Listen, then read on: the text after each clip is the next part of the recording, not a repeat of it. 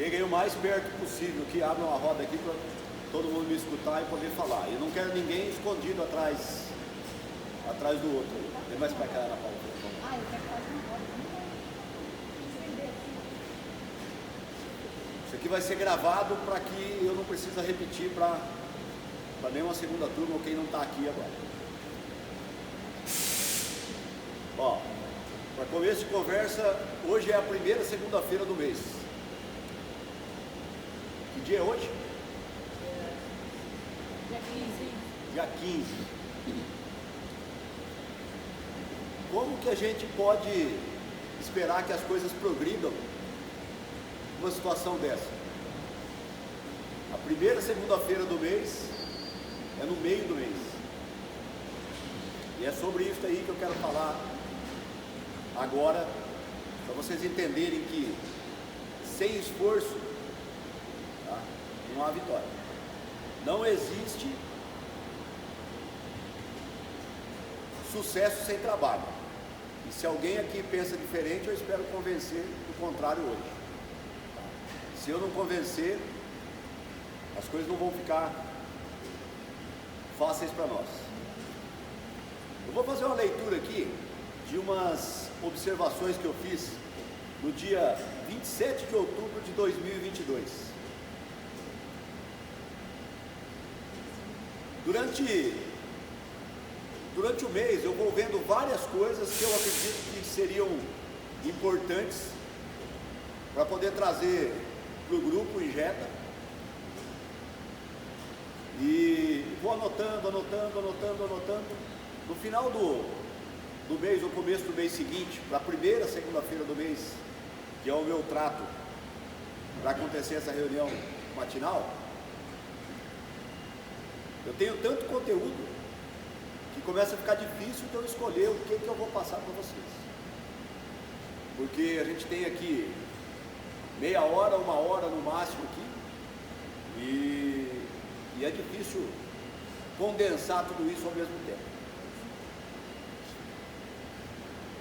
Então vou trazer as observações aqui, que quando eu faço essas observações, essas anotações, vem do fundo do coração, é aquele negócio que eu estou sentindo na hora e vou passando. No dia 27 de outubro estava eu, a Gabriela e o Luiz Filho em São Paulo em um evento chamado G4 Day. G4 Day é uma ação de uma escola de educação para negócios, para empresas. E a primeira palestra do dia foi com uma mulher de menos de 40 anos, que muito provavelmente todos aqui têm relação com ela. Alguém aqui tem cartão Nubank? Erga a mão, por favor. Quase todos. Cris Junqueira é a fundadora do Nubank. Ela tem menos de 40 anos, estudou até perto dos 30, sem trabalhar, propriamente numa empresa, segundo o relato dela, só estudando, mas estudou muito. Nesse meio tempo dos, 25 entre 30 anos ali, ela fundou o Nubank e teve 3 filhas. E o Nubank é o 5º maior banco do Brasil. Algo que começou digital, tal lá. Eu confesso que no início, quando a Gabriela me sugeriu de eu abrir uma conta lá, eu fiquei até em dúvida. Eu falei, pô, banco digital, o que é isso? Mas em grana, ele já é o 5º maior banco do Brasil. Perde para Banco do Brasil, Caixa Econômica, Itaú e Bradesco. Não tem nenhum outro maior que isso. Imagine o quanto que essa mulher trabalhou e estudou para conseguir fazer isso. Mas a reunião aqui não é sobre o Nubank, é sobre a excelência da Injeta Plástico.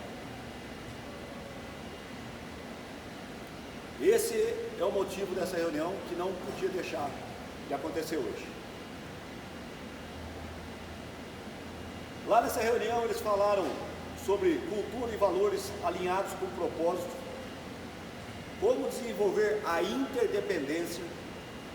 Interdependência eu já falei aqui em outros momentos aqui, é a não dependência de uma pessoa só daqui de dentro da empresa.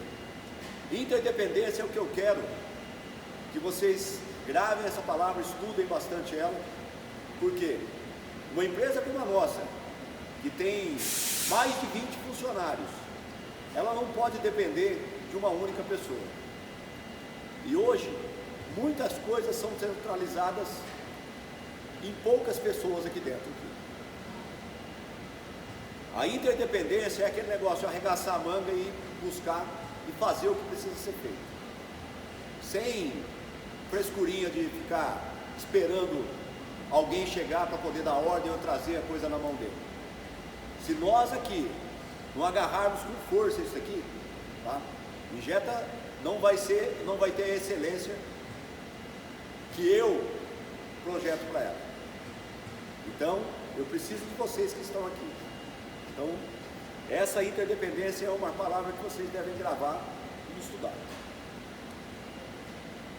Gostei bastante de parte do que falou essa fundadora do Nubank, porque ela tinha um perfil muito prático. Ela não ficava alisando ou falando com meias palavras. Ela ia meio direto e falo para vocês. Falou alguns palavrões no meio da palestra para um monte de gente, que estava sendo transmitida, né, online, para quem quisesse ver, inclusive nós aqui, se quisermos assistir essa palestra, ela está online, se eu não me engano, no Instagram do G4. Como medir sua vida? E o Thales Gomes, que é um dos fundadores desse G4, falou sobre um livro que diz que mudou a vida dele quando ele era jovem ainda. Esse livro se chama A Revolta de Atlas. Da Revolta de Atlas, eu já trouxe um relato para a maioria de vocês aqui, que é o egoísmo virtuoso. A autora desse livro se chama Ayn Rand, e é uma russo-americana que nasceu no início do século passado, e ela se revoltava muito com a forma de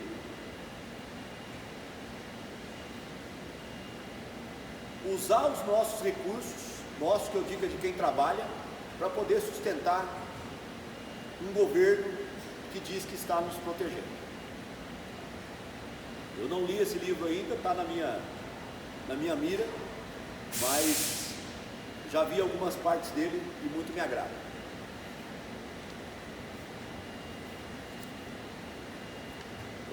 Quando eu determinei o que eu iria fazer hoje, né, para falar com vocês, eu abri o meu livrinho do Minutos de Sabedoria, na página 220, aleatoriamente, como eu sempre faço, e vejam o que está escrito aqui. Enquanto você espera pelo céu, não se esqueça de que a terra está esperando por você. Mantenha seus pés fixos no chão, mas eleve a sua cabeça para o céu. Ajude a estrada que você palmilha, tornando-a mais confortável para todos aqueles que lhe seguem os passos. Dê trabalho aos seus braços, leve consolo aos aflitos, enxugue a lágrima dos que choram. Você não poderá caminhar sozinho. Bem forte, você não poderá caminhar sozinho. Ajude a todos os que caminham ao seu lado, para o mesmo objetivo, a perfeição. É um absurdo, nós com tanta tecnologia que nos rodeiam aqui, nos contentarmos em ser meros auxiliares de produção. Vocês podem entrar como auxiliar de produção aqui, mas vocês não podem sair daqui como auxiliares de produção. Isso é um crime com o universo e com Deus. Isso é um crime para comigo, que trabalho para poder incentivá-los a aprender mais. Vamos falar mais sobre isso durante a conversa.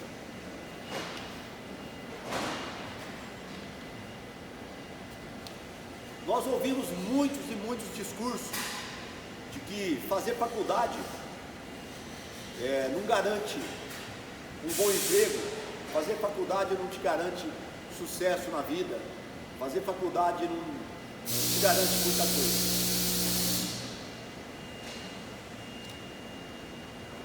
Não é mentira isso, não é mentira. Realmente a faculdade não garante muita coisa. Agora, fala-se isso aí, porque tem muita gente que não tem faculdade e é bem sucedida. Mas aí o Thales Gomes aqui fala para fazer uma analogia e um experimento, porque ele mesmo não tem faculdade e é um cara multimilionário e tem menos de 40 anos, mas ele mesmo fala: pegue 1 milhão de pessoas que fez faculdade e 1 milhão de pessoas que não fez faculdade, compare esse grupo e você vai ver que alguns que não fizeram faculdade também, mas a maioria não está. Eu digo que a faculdade pode até não ser necessária, obrigatória, mas o aprendizado e o estudo, sim, esse é obrigatório.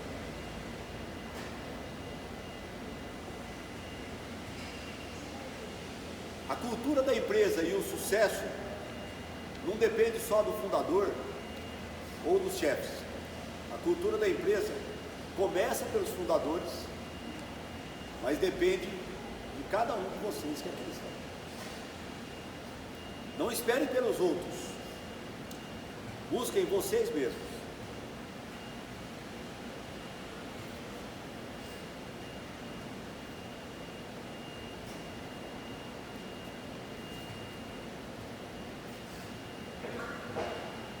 Nesse mesmo dia, ou outro dia depois aqui, eu fiz um relato de algo que veio ao meu coração. Eu já até falei para alguns aqui, mas eu vou ler ele na íntegra, do jeito que eu escrevi. Em 2020, falando com uma pessoa próxima a mim, pedi a ela que orasse também por mim, para mim não falir. Por conta da pandemia, meu coração estava muito apertado, muito, senti muito medo de falir. Não que eu não tenha medo da morte, mas eu tinha mais medo de falir do que de morrer de Covid. Eu tinha assumido compromisso de mais de R$500 milhão quando a pandemia foi anunciada. Isso assumido compromisso em dívidas, não é que eu tinha R$500 milhão e tinha gasto. Essa pessoa me disse que sentia muito por mim, mas estava mesmo preocupada com a dona Maria, que era empregada doméstica e dependia apenas do salário dela e podia passar fome pela falta do emprego. Ouvindo o que ela disse, eu cheguei a pensar que eu estava sendo egoísta, pensando em mim, porque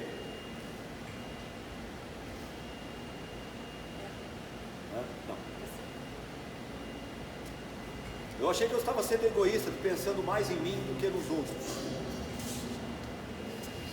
Eu não estava pensando nas Donas Marias. Isso me fez refletir e depois de algum tempo, refletindo, eu pensei que essa pessoa estava errada. Que o mais importante era a Dona Maria.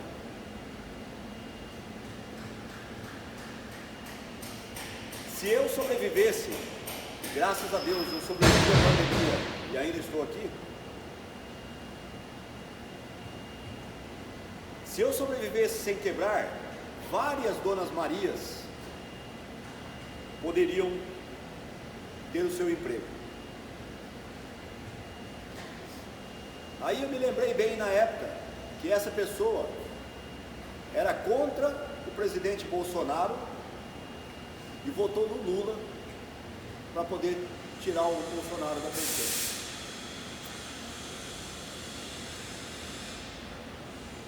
A política do Bolsonaro na pandemia beneficiou cerca de 60 milhões de empresas, de empregos, pessoas.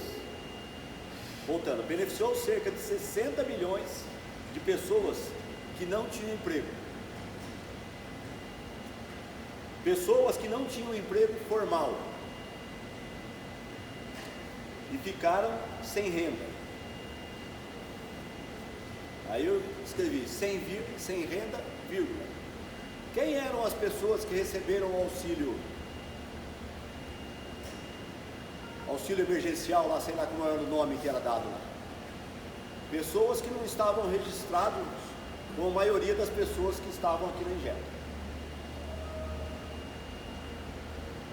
Essas pessoas não tinham renda? Muitas delas não. Motoboy não é registrado, salvo algum ou outro.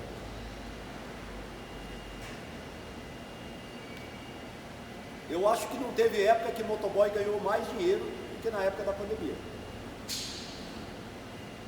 Só que ele continuava recebendo o auxílio. A maioria das pessoas que fazia serviços autônomos, tá, recebeu o auxílio, alguns até irregularmente, mas boa parte deles continua trabalhando. E alguns continuaram trabalhando até mais.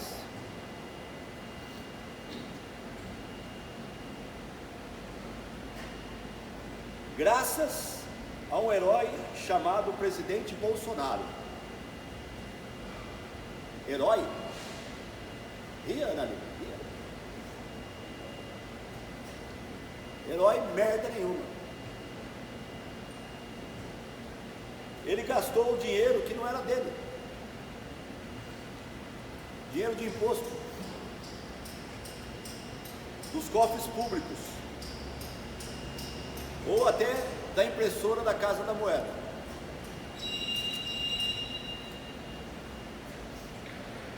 O que eu não duvido que ele fez? Ele mandou imprimir dinheiro. Ele pegou o dinheiro que era do governo, que era de outras coisas. Mas tem alguém aqui que acha que ele fez errado de dar dinheiro para essas pessoas que não eram registradas? Acho que não. Pensem no quão seria ruim se não tivesse acontecido isso.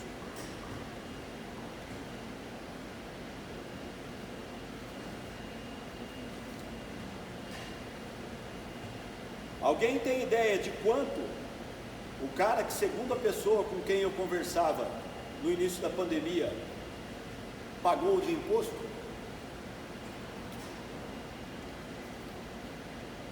Quanto que essa pessoa que estava lá, se preocupando lá com a Dona Maria, e acredito eu, não fez nada pela Dona Maria, não empregou nenhuma Dona Maria, não chamou a Dona Maria para trabalhar na casa dela? Quanto que ela pagou de imposto?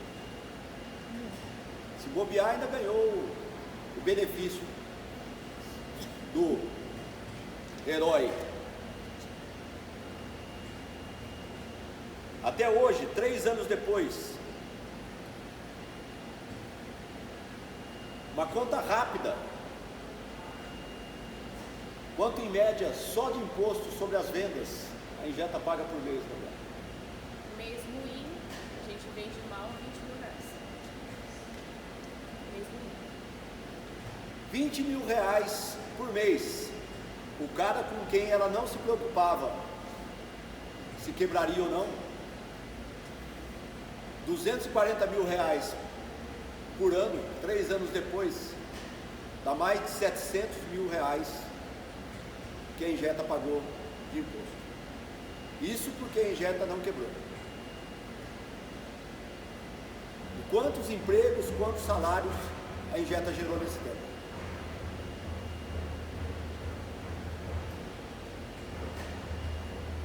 Em média, 20 pessoas teriam perdido o emprego se a Injeta tivesse fechado. É muito pouco perto dos milhares de funcionários só em Maringá. Imagina se outras empresas do tamanho da Injeta tivessem fechado as portas em 2020 e não tivessem reaberto. Quantas milhares de pessoas estariam sem emprego?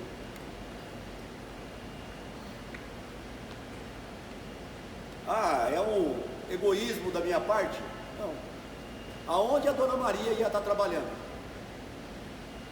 Se os patrões dela iam estar desempregados. Você acha que ia ter vaga para a Dona Maria trabalhar em casa?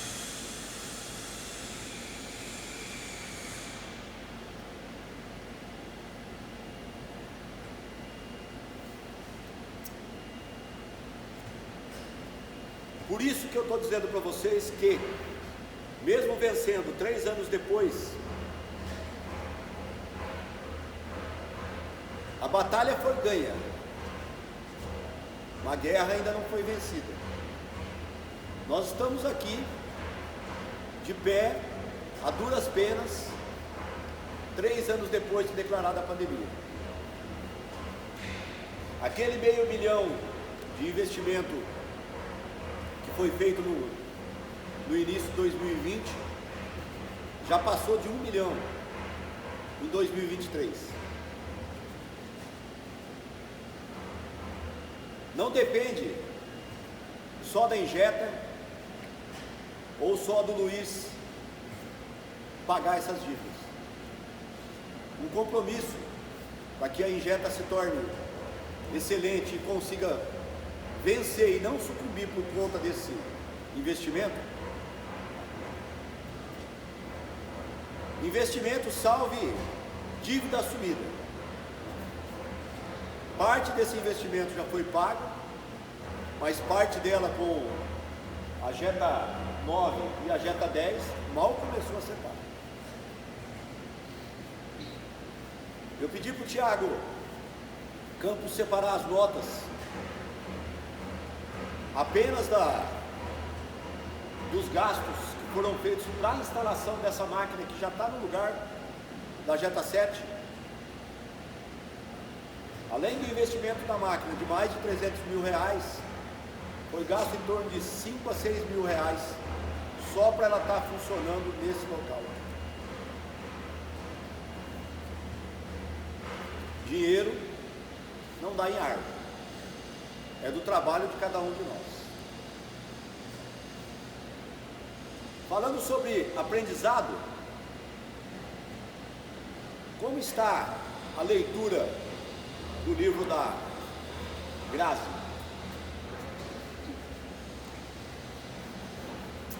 Levanta a mão aqui quem terminou a leitura do livro.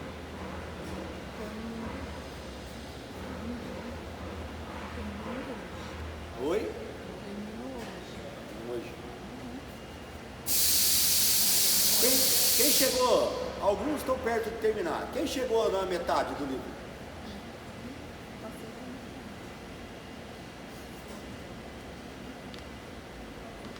Quem nem começou? 1, 2, 3,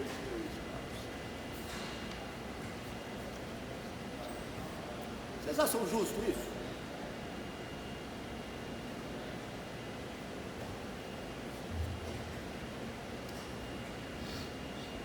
Vocês têm ideia por que eu trouxe ela aqui para falar com vocês?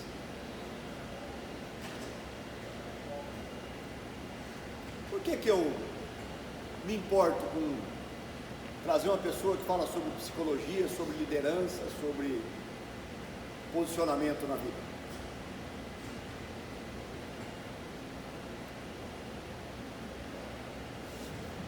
Primeiro, porque eu acho que ela é uma pessoa determinada e competente e faz um bom trabalho profissional e voluntário. Aquele livro é um trabalho dela, mas eu conheci ela por um trabalho voluntário, onde ela não recebia nada. Segundo, porque eu achei que poderia valorizar o trabalho dela e contribuir com o aprendizado de vocês. Eu tenho, ou tinha, com certeza absoluta, que vocês não vão ler só porque eu vou falar que é bom, porque vocês devem estar escutando falar que o aprendizado através da leitura é um dos melhores que a gente tem, tá? Desde que vocês nasceram praticamente, ou começaram a aprender a ler. Agora, fala a verdade, é uma covardia, né? Ninguém foi obrigado a pegar o livro.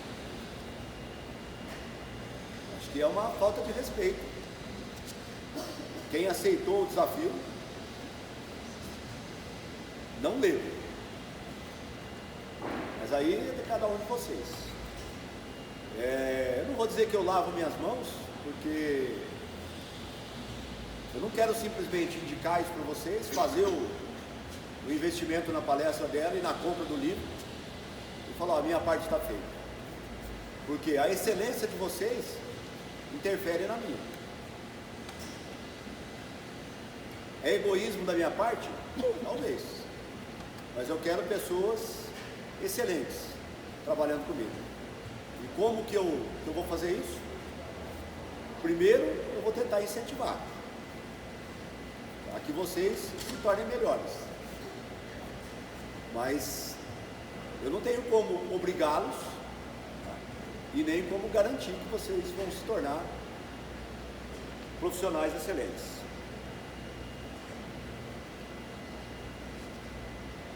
Sócrates foi o mestre de Platão. Os dois foram filósofos que viveram há mais de 2000 anos. E seus pensamentos são amplamente divulgados até hoje. Sócrates, assim como Jesus, não deixou nada escrito. Fala-se até que ele era analfabeto. Era um homem sábio que falava em praça pública para todos que quisessem ouvi-lo. E como Jesus, ele foi condenado à morte.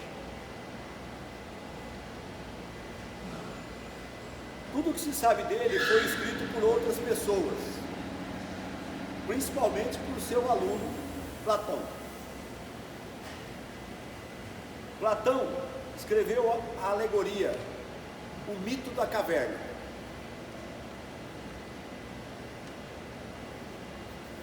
Eu já vi vários relatos, mas nunca li inteiramente o mito da caverna. Mas já vi vários resumos. E o mito da caverna fala sobre pessoas que viviam acorrentadas no fundo de uma caverna e não conseguiam sequer ver a luz do dia. Elas trabalhavam em troca da comida, apenas do alimento delas. E o alimento era dado todos os dias, e eles continuavam trabalhando lá no fundo da caverna. Imagina-se fazendo mineração ou alguma coisa assim. E por uma fresta, eles viam sombras das pessoas que alimentavam eles, que estavam à frente do fogo. Então aquelas sombras se projetavam no fundo da caverna, gigantescas. Como você colocar uma luz aqui em mim e aparecer a minha sombra lá naquela parede, vai parecer que eu tenho 5 metros de altura. E aquilo era usado de uma forma a intimidá-los, para que eles não tentassem fugir e continuassem trabalhando, que a comida era garantida. E eles só conheciam aquilo lá. Um dos prisioneiros conseguiu dar um jeito e escapar. E chegou para o lado de fora. Ele viu árvores, o céu, a luz do sol, flores, pássaros, e ficou extremamente encantado com aquilo. Tão maravilhado que ele ficou, ele não conseguia ficar ali sabendo que os outros estavam presos lá, sem saber que aquilo lá existia. Ele correu o risco e voltou para dentro da caverna e falou para os caras assim, falou, meu, vocês não têm ideia do que eu vi lá fora. E escreveu entusiasmado, totalmente extasiado do que ele viu lá fora em relação ao que tinham lá dentro. Falou, não é nada do que estão falando para vocês aqui, ó. Vamos embora daqui, vamos dar um jeito de fugir para poder viver no paraíso. Qual foi a reação de quem estava lá dentro?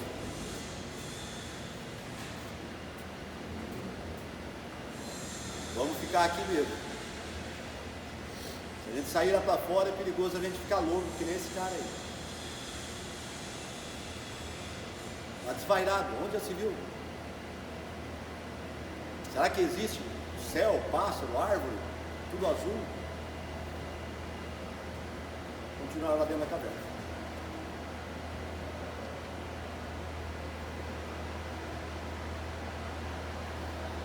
Tem dois ensinamentos ligados ao aprendizado,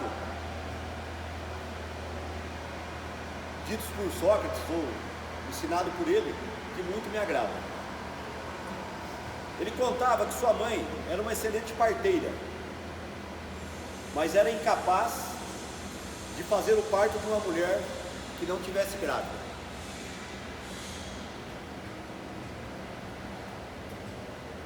Conseguem entender a profundidade disso? La gente acredita que lo que ellos hacen, lo que ellos estudian es su seguridad, hasta ahí ellos van a llegar. Y ahí van a pagar para su comida, para lo que van a hacer en el día, para esas cosas. Y más allá no quieren ir. Eu não estou conseguindo te escutar. Você consegue falar um pouquinho mais alto, ouvir aqui na frente? Aqui? Porque la gente lo que faz, si estudia, si hace algún trabajo, ellos creen que esa es su seguridad. Ellos no quieren moverse de ese lugar. Ellos no quieren pegar otro jeito para aprender otra cosa, no, solo esa seguridad, y esa es su seguridad de comida, de salud, de día a día para ellos. Y más allá ellos acreditan que ellos no pueden pasar más allá, ellos van a ficar ahí, su seguridad es esa. Sua seguridade é essa, a segurança dela é essa. É essa. Perfeito. Perfeita colocação.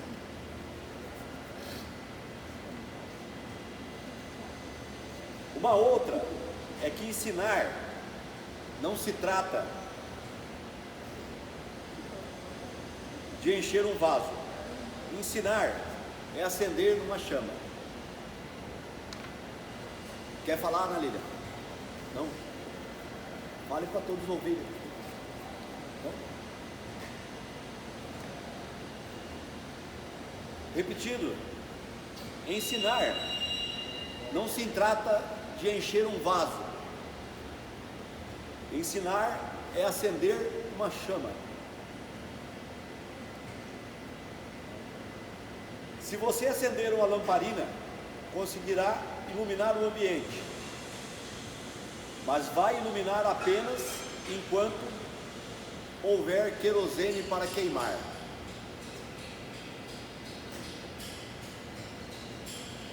A pergunta: quanto querosene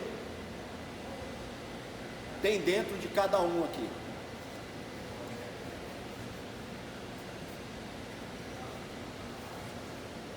Quanto querosene tem para queimar para continuar iluminando?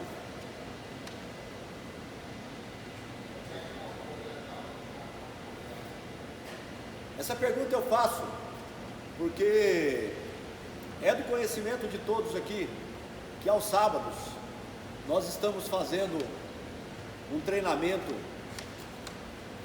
para operadores de injetora.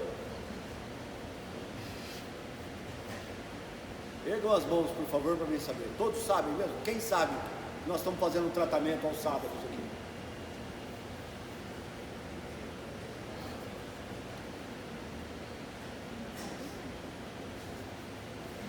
Todos sabem que esse sábado não houve treinamento, porque os alunos desistiram do curso.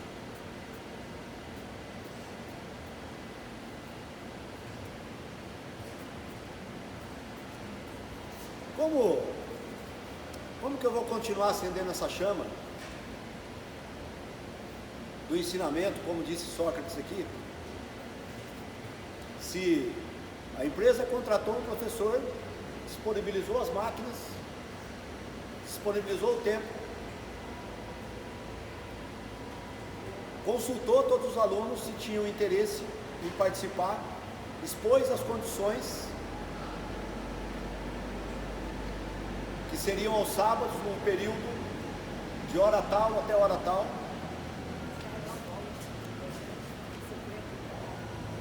E por 2 sábados,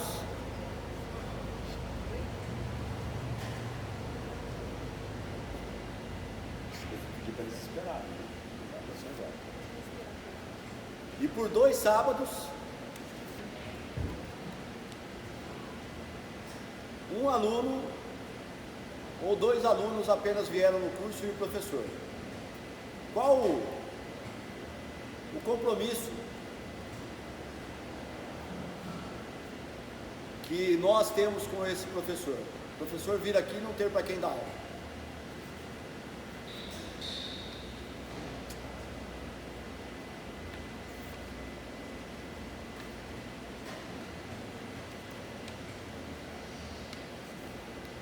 Uma outra pergunta que eu tenho para vocês é se numa situação de perigo,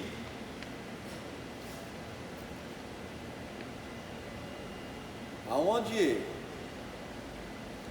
pessoas ligadas a vocês, seus filhos, sua família estivessem em perigo e a minha família também estivesse em perigo, quem que vocês defenderiam primeiro? Seus filhos ou os meus?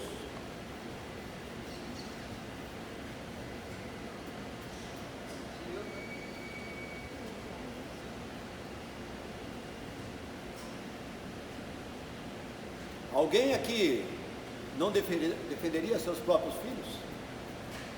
Eu falo família porque eu sei que tem alguém aqui que não tem filho ainda.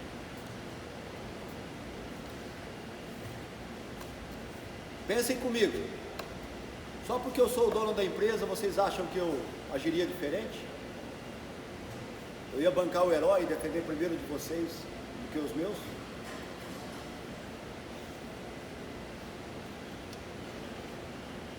Não.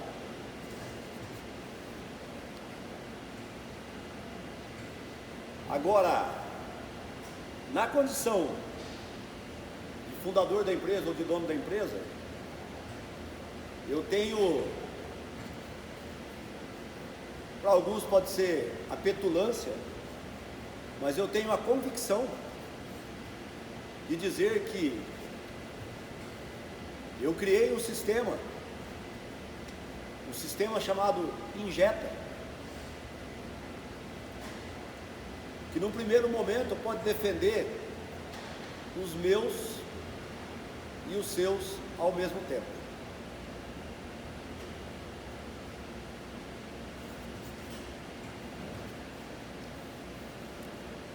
Se vocês analisarem e pensarem que eu estou defendendo apenas os meus e começarem a trabalhar apenas para os seus, isso aqui não vai para frente.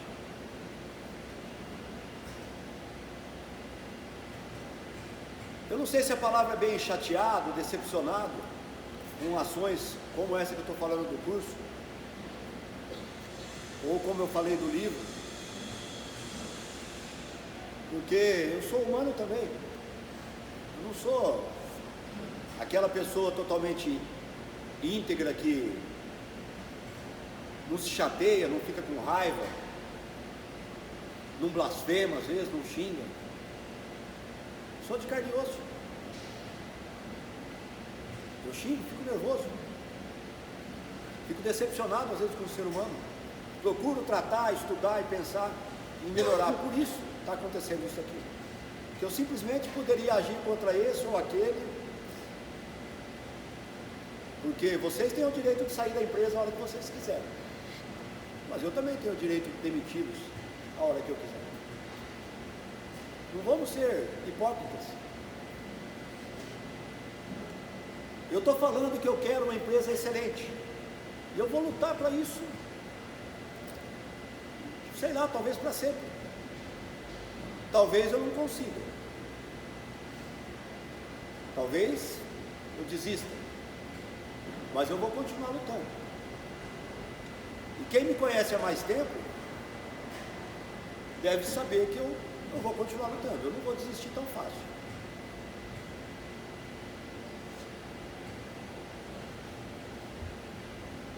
Eu não cheguei até aqui só por sorte. Posso garantir para vocês. Não que eu não a tenha. Eu tenho sorte, estou aguentando parar em pé aqui. Estou aguentando falar, estou vendo todos vocês, estou ouvindo alguns de vocês, estou enxergando, então eu tenho sorte. Mas eu sei que essa empresa só vai se tornar excelente se vocês acreditarem nisso. Não basta eu ou 2 ou 3 aqui acreditar. Vocês têm que acreditar que eu sou o cara que fugi da caverna. E conversando com o José e a Ana Lília ali, acho que poucos, se é que eu falei isso aí para alguns de vocês, talvez nem meus filhos não tenham ouvido falar isso aí em casa. Quando eu nasci, meus pais moravam num cortiço em São Paulo. Um lugar onde morava, um quintal que tinha inúmeras famílias. E eles moravam num quarto, que eu não sei se tinha banheiro interno ou era externo, mas a área de convivência, onde se lavava roupa, louça, coisa outra, era do lado de fora. Então, eu nasci numa situação de extrema pobreza. Meus pais, que moravam aqui em Maringá antes deles se casarem, foram para São Paulo em busca de emprego, porque aqui em Maringá não tinha emprego.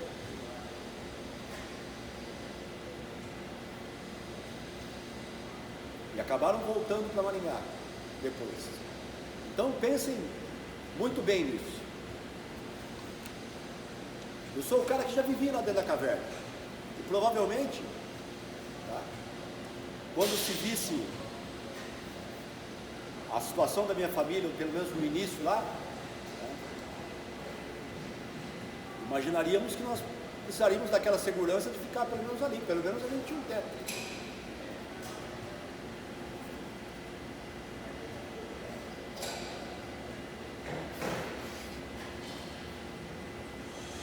Duas frases para finalizar aqui, ó.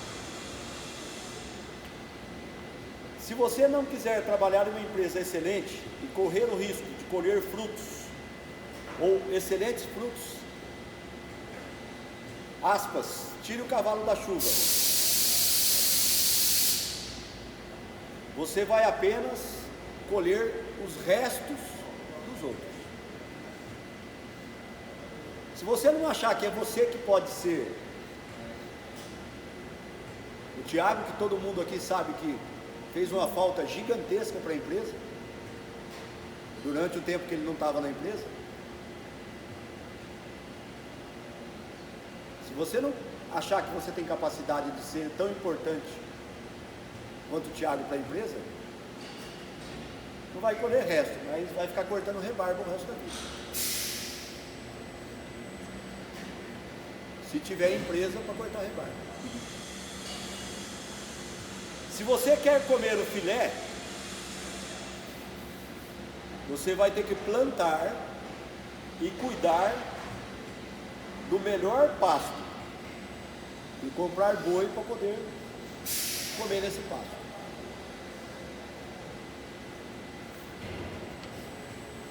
É a realidade nua e crua.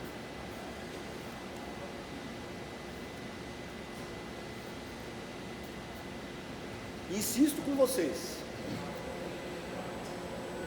entendam que quando vocês estiverem defendendo a Injeta, ou a excelência da Injeta, vocês não vão estar sendo puxa-sacos, vocês não vão estar sendo submissos, vocês vão estar defendendo vocês mesmos, que só existem empresas excelentes porque existem pessoas excelentes dentro dessas empresas. Uma empresa excelente não se faz de pessoas medíocres. E quando eu trago uma autora de um livro como a Grazi Pereira aqui, não é para encher o vaso de vocês. Não é depois de ler aquele livro ali que vocês vão sair líderes e ganhando muito dinheiro, tá lá. É para acender a chama, para que aquilo ali dê um start em vocês, para que vocês imaginem que liderança não é só a Neia que está aqui e é uma líder de vocês aqui, não é só a Gabriela, não é só mais algum de vocês, ou eu. A liderança tem que começar dentro do coração de cada um e querer fazer as coisas. Coincidentemente, a pessoa que me fez ir atrás da Neia para contratar ela há 12 anos atrás, que era o dono de uma empresa que fabricava porta-DVDs, e esses DVDs tinham que ser selados em maquininhas desse tipo aí, ó. Tinha um plastiquinho por fora no DVD lá para poder selar. Faleceu no final de semana. O nome dele era Otoniel Silva, ele era de Marialva. Nós não chegamos a ser muito amigos, propriamente dito, mas era uma pessoa que eu tive relação de trabalho com ele e gostava muito dele. E existiu um momento da história de Maringá do plástico aí que muitas empresas faziam capinha de DVD. E ele era uma delas. Só que dava muito pouco dinheiro, o dinheiro estava baixando, estava diminuindo muito. E precisava ser rápido para poder produzir. E várias empresas onde eu liguei para poder tentar ver o que eu ia fazer para poder produzir o capa de DVD, falavam para mim, falou, tem uma pessoa aí que sabe trabalhar com isso, trabalhou bem, tá lá, o nome dela é Neia, está trabalhando não sei onde e tal. Várias empresas, até que na última a pessoa estava falando comigo, antes dele terminar, eu falei, a Neia que você vai falar? Sim, você conhece ela? Eu falei, não conheço. Não conheço, mas tive várias recomendações. Então, antes de vocês criticarem quem age de uma forma ou de outra, procurem conhecer a história dessa pessoa, procurem saber o quanto capim ela comeu para se tornar uma carne de primeira. E assim, sem querer ser mais direto e também não sendo indireto,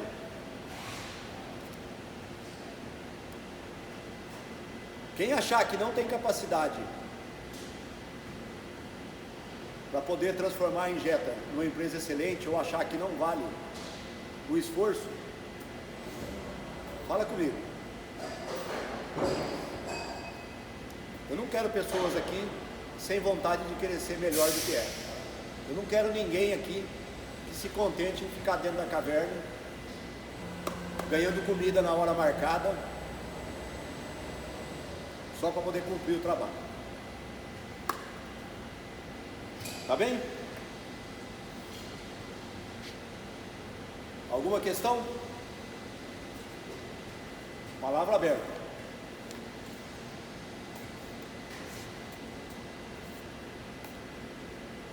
Então, vamos lá. Muito obrigado e cabeças ao trabalho.